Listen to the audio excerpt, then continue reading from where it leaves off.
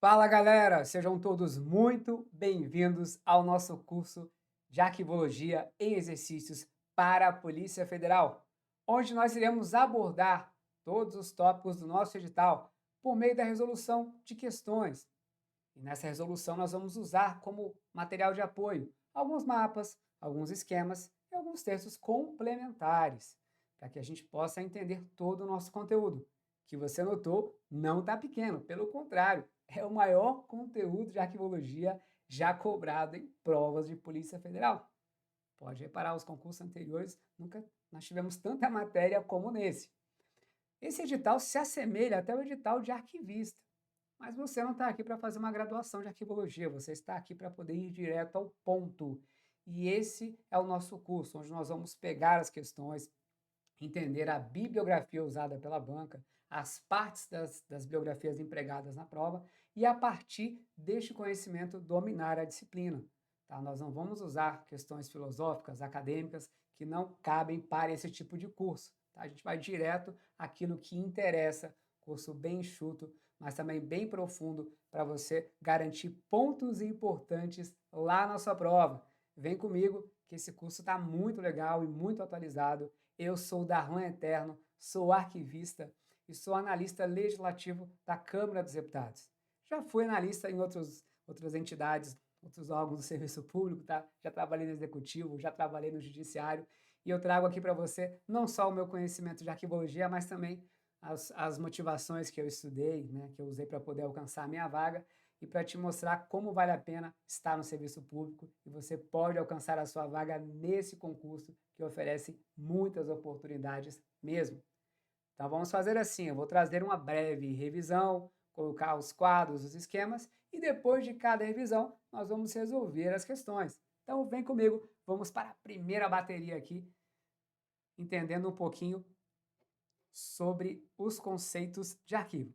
Veja, a palavra arquivo tem vários sentidos, vários significados, e aquele que nós vamos abordar aqui para nos contextualizar é o arquivo enquanto conjunto de documentos. Quando eu pego um conjunto de documentos e eu reúno tais documentos, eu posso formar um arquivo, desde que esse conjunto de documentos tenha as características que eu vou citar mais adiante. Então vamos lá? O arquivo é um conjunto de documentos. Esses documentos estão registrados num suporte, pode ser papel, pode ser um disquete, pode ser um DVD, um Blu-ray, um negativo fotográfico, né? Pode ser ali a memória do seu celular, enfim, uma diversidade de suportes. E eles nascem por um processo de acumulação. Nós acumulamos de duas maneiras, quando nós criamos e quando nós recebemos, tá? Eu faço questão de anotar isso daqui para você notar desde já a diferença que o arquivo tem em relação, por exemplo, à biblioteca. Então, o arquivo acumula documentos por meio da produção, recepção. Você e eu, ao longo da nossa vida, nós criamos vários documentos. Talvez nessa época da infância você escreveu aquela cartinha apaixonada ali para aquela coleguinha, né? Enfim. Ah, ou você, né, mulher, escreveu para aquele outro ali, paquera ali, enfim. Você sabe que desde criança a gente escreve aqueles registros, né? E hoje o mundo digital, a ideia é mesmo. Pegam ali, manda aquela mensagem, vou ali, mando para alguém ali um código de barras, a pessoa faz um pagamento. Então, nota como hoje a produção documental ela é uma questão tão fácil de ser feita, né? A gente cria muito nos dias atuais. Cria bastante. E também nós recebemos documentos, né? Uns até que a gente nem gosta. Quem gosta de receber contas a pagar, né? Mas a gente recebe e eu espero que você receba também um dia ali aquela convocação da Polícia Federal chamando você para tomar posse no concurso. Vejamos. O arquivo não nasce por acaso, ele nasce quando nós executamos atividades. E ao longo da nossa vida a gente faz muita atividade. Ah, por exemplo, eu fiz um pagamento lá no banco. Aquela atividade gera um documento. Eu fiz a minha inscrição no concurso. Isso vai gerar um documento. E esse é o documento de arquivo. Ele sempre está vinculado às atividades da pessoa ou da entidade que o produziu. E aí, nós vamos notar uma expressão muito comum na sua prova, tá? É muito comum você ver na prova que o arquivo é orgânico. Por que ele é orgânico, tá? Porque os documentos que estão ali, se vinculam às atividades da pessoa ou da entidade que o acumulou. Por isso essa ideia de orgânico, que é muito comum nas provas do CESP. E eu trouxe algumas imagens, tá? Por exemplo, no computador, no seu celular, né, nós geramos vários registros. Você de repente sai para aquela balada ali, tira uma foto. Agora você não está saindo porque está bem clausurado na sua casa aí, né? E também está estudando para o concurso. Mas nota, você pode também aí, note que você pode fazer um pagamento, você pode fazer a sua inscrição no concurso, você pode pedir uma comida, né, um transporte. Notem quantas atividades a gente pode realizar no celular e elas vão gerar registros orgânicos, registros arquivísticos. Veja como a arquivologia está presente na nossa vida. E todo servidor, a gente vai trabalhar com esse tipo de informação.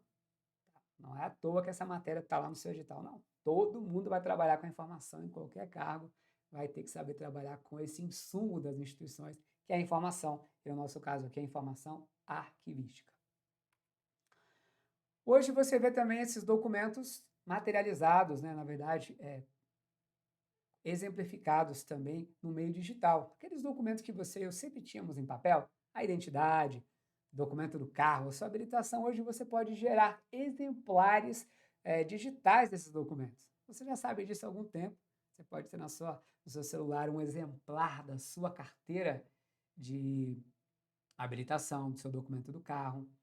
E você nem precisa mais, nesses casos aqui, né, onde você baixa o aplicativo, onde você vai entrar com o celular lá no site do órgão gestor disso daí, e vai ser liberado um exemplar que você pode apresentar numa Blitz, por exemplo. Então você nota que essa ideia de arquivologia está muito presente e esse é o documento de arquivo. Como ele nasce de uma atividade, ele prova como essa atividade aconteceu. E está presente não só nos nossos documentos que criamos, como naqueles de identificação pessoal também. E aqui vem uma ideia que você deve ter reparado em algumas provas mais recentes da banca. O documento de arquivo é dotado do que nós chamamos também de fixidez. Essa fixidez é subdividida em forma fixa e conteúdo estável. Vamos lá olhar para o exemplo que eu trouxe para vocês. Podem reparar nesse exemplo que eu trouxe aqui, que é de uma carteira de habilitação. Você já reparou que as carteiras de habilitação, elas têm uma forma fixa? Tem essa parte aqui que é uma parte mais escura, né, onde tem ali um brasão, tem essas linhas, tem um lugar para colocar a foto, né? A foto está sempre nesse lado aqui, não está do outro, não está em cima. Então já reparou que tem uma cara, uma forma fixa? Com certeza, né? Pode pegar minha carteira de habilitação, a sua.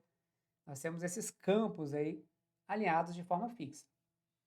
E notem, esse documento, para ser arquivístico, além de ter essa forma fixa, tem que ter um conteúdo estável. Ou seja, a carteira da pessoa que está sendo identificada aqui, ela tem que ter os dados dessa pessoa toda vez que for mostrada no celular, né? Quando ela mostrar na Blitz, tem que aparecer os dados dela.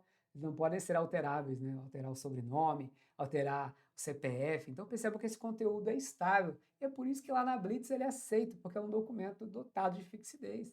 A gente não pode alterar esses conteúdos, né? Quando a gente emite esse documento, tem um código de validação, né? Certamente a autoridade vai checar isso aí e vai ver o conteúdo. Então perceba o quão importante você entender esses conceitos na prática, tá? E esse é um exemplo bacana de você entender a fixidez, ou seja, entender que esse documento tem uma cara, uma forma fixa, os campos ali na mesma disposição, a foto fica aqui, o brasão fica aqui em cima, e perceber que o conteúdo de cada carteira é estável. Na minha carteira, os meus dados estão ali, na sua carteira, e isso dá o documento que nós chamamos de fixidez. E olha, para o documento ser arquivístico, ele tem que ter fixidez. Por exemplo, se eu estou aqui criando uma pequena base de dados aqui, com o nome dos alunos que compraram o curso, enquanto eu puder colocar o nome de alguém, tirar, né, que eu puder mexer nessa base, ela não está de forma estável, ela não é ainda um documento arquivístico. Mas a partir do momento que eu consolido essa base, uma assinatura digital, ou alguma coisa que torne aquele documento um documento estável, aí sim ele vai se tornar um documento arquivístico. Beleza? Muito bem. E aí nós vamos ver no seu edital um tópico chamado legislação arquivística. Ao longo desse curso eu vou trazer os artigos, tá, que falam da legislação arquivística, e esses artigos serão estudados à luz dos próprios tópicos do edital. Porque se você colocar no Google aí, legislação arquivística, você vai até se assustar. Você vai achar um arquivo de 207 páginas, uma coletânea muito extensa, e você vai estudar dessa coletânea os artigos que eu já pesquisei e selecionei, que tem relação direta com os tópicos do seu edital. Por exemplo, tem um artigo da lei que fala do conceito de arquivo. Fala que o arquivo é um conjunto de documentos produzido, recebido, tem a ver com atividade, e ele pode estar em qualquer suporte. Você sabe, o suporte pode ser o papel, pode ser o suporte magnético, né? A gente tem vários suportes. E qualquer que seja também a natureza dos documentos, que é um conceito que nós vamos ver mais adiante. Veja aí um primeiro texto da legislação para embasar o nosso conteúdo. Bom, entra também um tópico bastante cobrado em prova, que são as características dos documentos de arquivo. Os documentos de arquivo têm 5 características. São elas a naturalidade, a autenticidade, a imparcialidade, o interrelacionamento e também a unicidade. Estão todas aí, tá? Citadas para você. Como eu disse, nós vamos às ideias centrais. Quem quiser depois saber um pouquinho mais, eu vou deixar um textinho de apoio para falar sobre isso. Mas nós vamos, aqui comigo, entender cada uma delas. Primeiro você guarda o nome, né? Tá aí os nomes das 5 características que os documentos de arquivo têm. Agora vamos entender cada uma delas. Primeiro chama-se naturalidade. Naturalidade é o que vai diferenciar o arquivo das bibliotecas, tá? O arquivo nasce naturalmente. Como ele nasce naturalmente, em evidência daquilo que nós fazemos, né, em resultado daquilo que nós fazemos e realizamos, logo ele se difere das coleções, tá? Essa naturalidade é que vai diferenciar o arquivo das coleções. Eu trouxe aqui o exemplo de uma coleção que eu tenho aqui dos meus instrumentos, tá? Eu não sou músico, mas adoro música, né? Toco alguns instrumentos. E veja, essa coleção aqui eu montei da seguinte forma: alguns instrumentos eu comprei, teve instrumento que eu ganhei de presente, teve instrumento que eu troquei. Então, notem como a coleção é formada, né? Você compra, troca, você recebe doação, diferentemente do seu arquivo, tá? O seu arquivo não é comprado, né? Você o tem porque ele resulta daquilo que você faz, das suas ações e atividades, ok? Documentos de arquivo também tem autenticidade e autenticidade. Depois, se você quiser olhar lá no nosso texto de apoio, tá? Eu vou aqui me ater às ideias centrais para a gente resolver as questões. A autenticidade está relacionada aqui aos aspectos formais de criação, manutenção e custódia de documentos, tá? Então, notem, principalmente no meio digital, essa característica é muito importante, tá? Não que no papel não seja, mas no meio digital, hoje em dia é uma tendência muito grande você questionar essa autenticidade dos documentos, e ela está ligada aos aspectos formais de criação, manutenção e custódia de documentos, tá? Vou resumir aqui por meio de um exemplo, tá? Notem, eu trago aqui para vocês um certificado. Notem que esse certificado não é um pedaço de papel qualquer, tá? Notem que ele tem uma série de aspectos formais. Tem aqui identificando onde ele foi emitido, né? Tem Governo do Estado da Paraíba, Secretaria de Educação e Cultura, tem aqui o brasão, né? Você tem aqui a identificação do diretor da escola, você tem aqui data, você tem assinatura, tá? Ou seja, você tem elementos que garantem aquele documento a sua autenticidade. Quando você checar esses instrumentos, você vai saber quem criou, quando criou. E esses aspectos formais que estão presentes na criação do documento devem ser mantidos também ao longo do tempo de vida útil, enquanto ele for custodiado, enquanto ele for guardado. Então, isso é que nós chamamos de autenticidade, os aspectos formais, como a data, a assinatura, sinais de validação, que garantem ao documento a sua autenticidade. Outra característica chama-se imparcialidade. A imparcialidade está ligada aqui à motivação que se tem para criar os documentos, né? No dia a dia, pensa você lá na Polícia Federal, né, em decorrência daquilo que você faz, perceba que quando você vai realizar as atividades lá na Polícia Federal, você vai criar documentos, não porque você gosta de criar documento, mas porque existe o que a gente chama aqui de uma imposição administrativa, né, uma motivação administrativa que nos leva a criar os documentos. Por exemplo, tá? Digamos que eu vou tirar uma licença capacitação. E a minha licença eu vou tirar para fazer um curso lá em Paris. Olha que maravilha. Já imaginou você também na polícia, depois de trabalhar, poder gozar essa licença. Notem, não é porque eu cumpri o requisito de 5 anos no serviço público que eu posso simplesmente não aparecer e sair de licença, né? Não é assim. Para gozar a licença, eu vou ter que criar um processo, colocar meus documentos, os dados do curso, ou seja, eu vou ter que criar um processo não porque eu gosto, mas porque existe uma motivação, uma imposição administrativa que diz assim, ó, para gozar a licença, tem que criar os documentos para serem analisados. Isso a gente chama de imparcialidade. Temos o interrelacionamento, essa ideia você já conhece. Nós sabemos que lá no arquivo os documentos são interrelacionados entre si. Então, existe uma interrelação entre os documentos e também entre as próprias atividades que deram origem aos documentos. Eu costumo até comparar ali o arquivo com o quebra-cabeça. Tá? Então, existe aqui um interrelacionamento entre os documentos daquele arquivo, entre o documento que a instituição cria, entre os documentos acumulados, de modo que, quando você vai interpretar o sentido desses documentos, você não pode interpretá-los fora de um contexto. Essa característica é importante, tá? Um documento de arquivo ele não pode ser analisado como uma peça isolada fora de um conjunto. Pelo contrário, devido a essa ideia do interrelacionamento, esse documento tem que ser analisado sempre dentro de um contexto, sempre de um conjunto no qual ele foi acumulado. É uma ideia semelhante à de um quebra-cabeça. Não sei se você, na sua infância, gostava de quebra-cabeças, tá? Mas já reparou, quando você pega uma peça do quebra-cabeça, aquela peça sozinha não consegue revelar qual o desenho que você está ali montando? Então, uma peça isolada fica meio sem sentido, né? Perde muito do seu significado. E a mesma ideia acontece no arquivo. Eu não posso pegar a nota fiscal e analisar essa nota fiscal isoladamente do processo de aquisição ou de pagamento que originou aquela nota.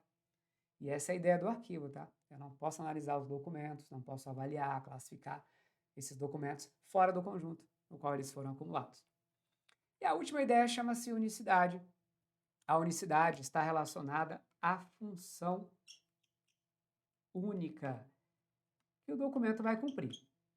O documento de arquivo é sempre tratado com unicidade, mesmo se ele for criado em mais de uma via, tá? Mesmo se ele for criado em mais de uma via.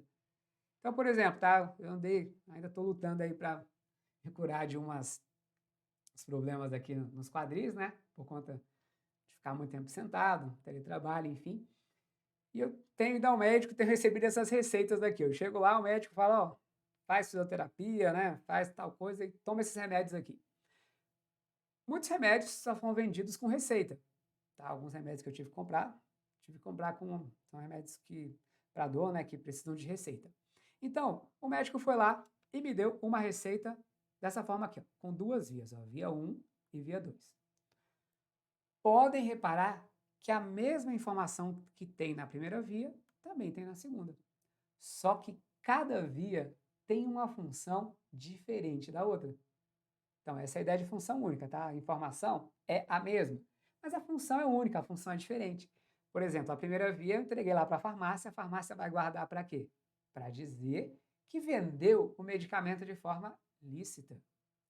Já a segunda via, eu vou guardar para mim, para eu saber por quantos dias vou tomar aquele medicamento, qual é a dosagem, e isso é unicidade. Documento de arquivo, por mais que tenha um exemplar igual ali, a mesma informação, cada um vai ter uma função diferente da outra. Muito bem, assim você já revisou comigo as 5 características aí dos documentos de arquivo. Está pronto para fazer a primeira bateria, tá? Mas antes, como eu disse, aquilo que eu expliquei em palavras, em imagens, tá? Além de ter um textinho de apoio nesse módulo, se você quiser ler mais um pouquinho, tem mais um resumo aqui, tá? Se você ainda ficou na dúvida, tem mais um resuminho aqui, baseado em questões de prova da própria banca, tá? Então, baseado nisso, vamos às questões.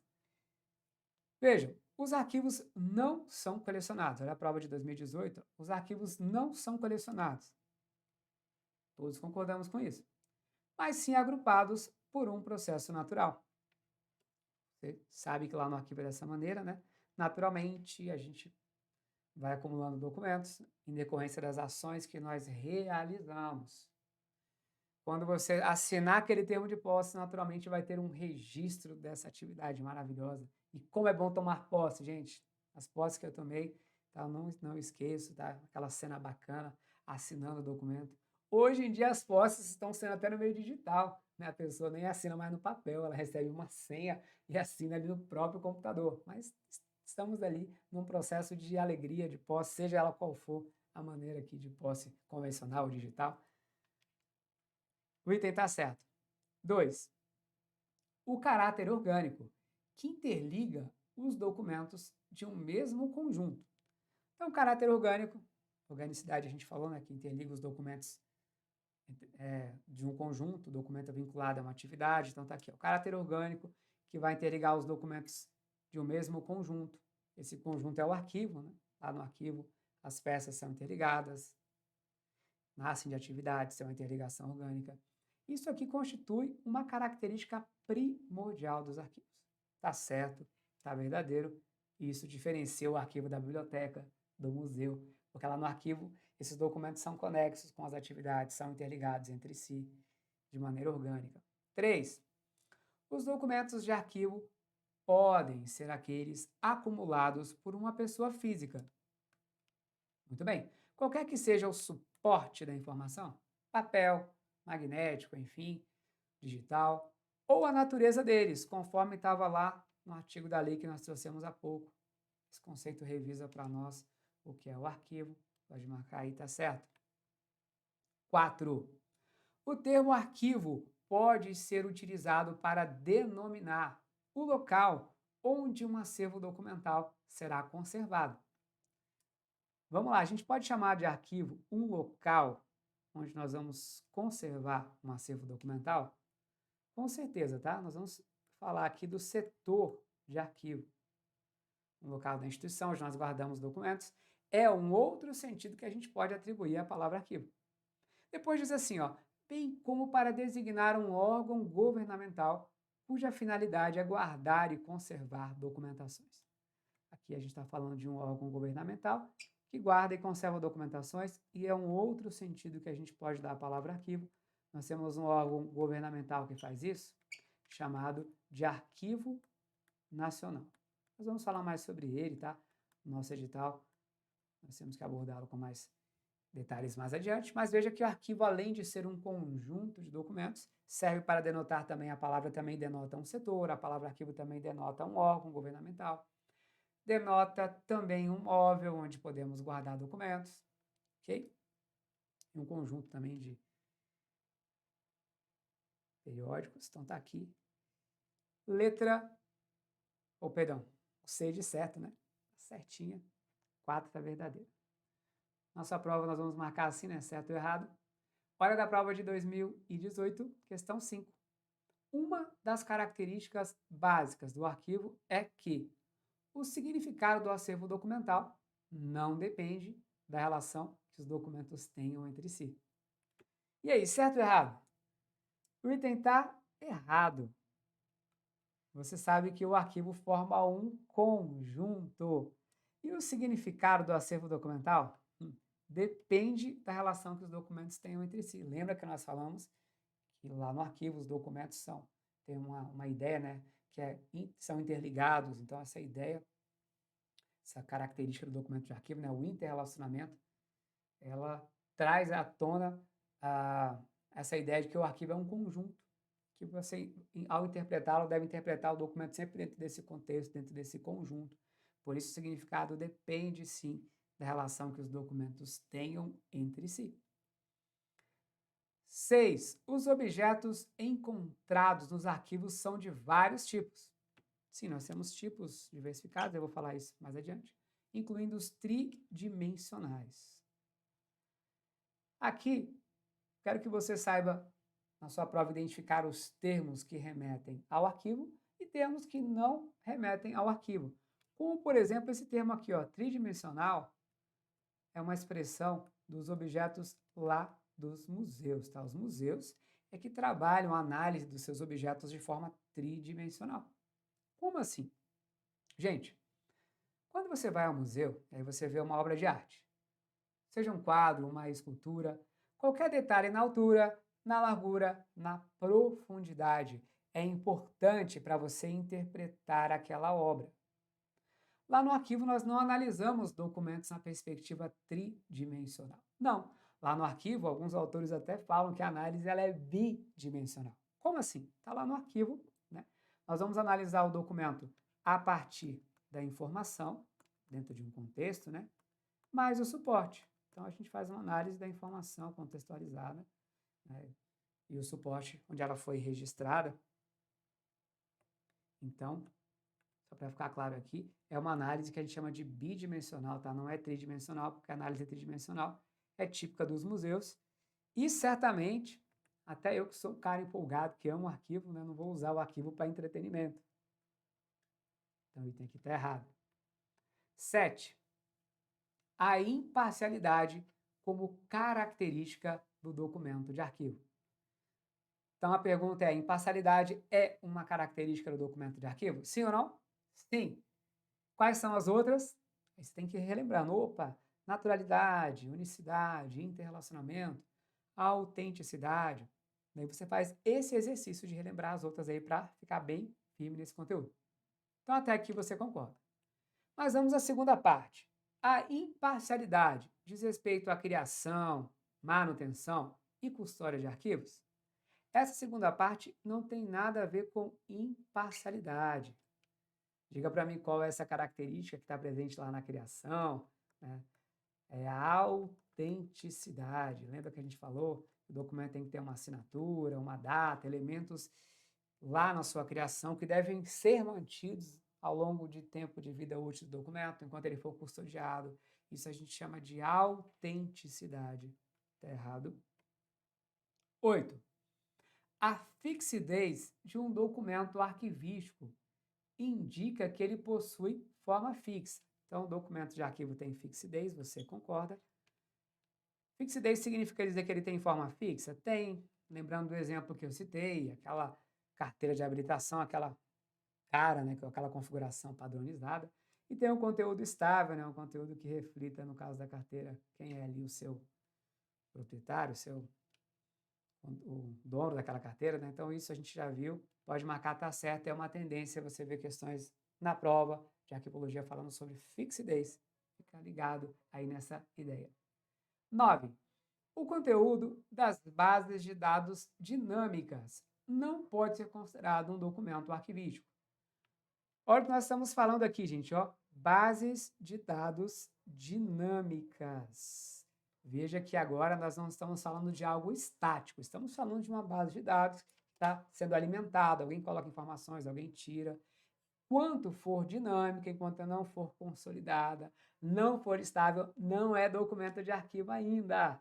Não tem fixidez, então não é considerado, não pode ser considerado um documento arquivístico. 10. Entre as principais características do documento de arquivo, a autenticidade é a que tem ganhado maior destaque com o cenário digital. Gente, hoje, como eu disse, é fácil você criar documentos, mas é importante você entender que esses documentos, ao serem criados, devem ser dotados de elementos que garantam a sua autenticidade. Por exemplo, no teletrabalho, né, você está aqui criando uma ata de uma reunião, criando um memorando, um ofício, certamente não é porque é digital, não é porque a gente está no período de distanciamento que a gente vai abrir mão desses detalhes. Pelo contrário, é mais importante ainda lidar com esses elementos para que os documentos sejam criados de forma autêntica. E certamente no cenário digital é uma característica muito falada, muito importante. Imagina só lá na frente, quando alguém questionar o documento, e aí você verificar que ele tem todos os sinais de autenticidade, né? Tem uma assinatura, tem uma pessoa que o enviou, tem uma data. Então, de fato, tem ganhado um maior destaque, sim, principalmente na questão digital, tá? Onde a gente tem que cuidar desses detalhes para que ninguém venha alterar o conteúdo dos documentos, fazer algum tipo de fraude, né? Algum tipo de inserção incorreta. 11. O vínculo arquivístico, um dos elementos principais para a distinção entre arquivo, biblioteca e museu é o interrelacionamento.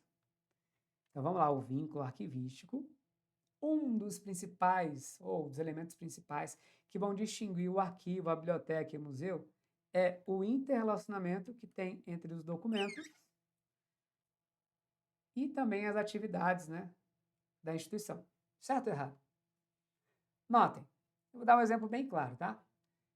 Lá no meu trabalho a gente tem arquivo, biblioteca e museu.